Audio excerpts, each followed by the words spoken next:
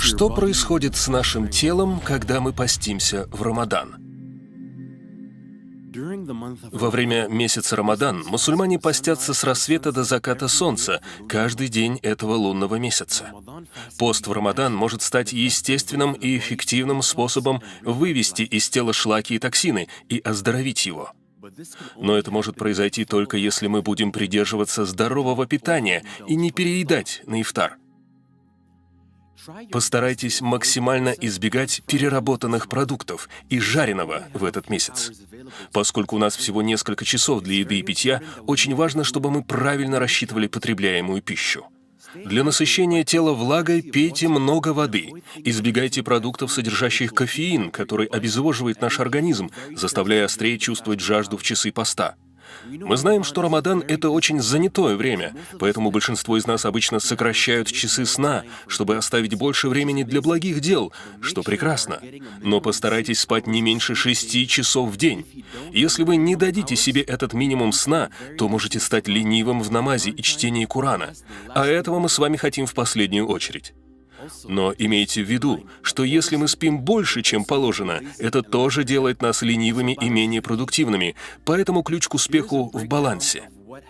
Вот анализ того, что происходит с нашим телом во время поста. Стадия первая.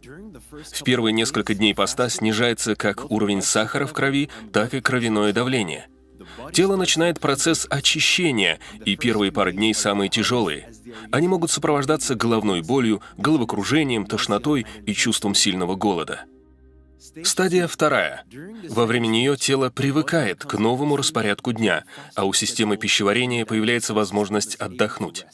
Она концентрирует свою энергию на очищении организма и восстановлении клеток, так как лейкоциты постепенно становятся более активными.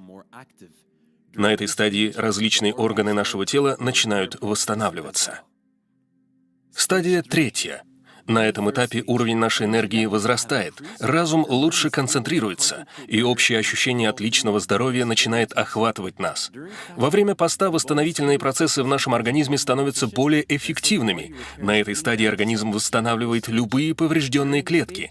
Кишечник, печень, почки, легкие и кожа очищаются от токсинов, происходит детоксикация.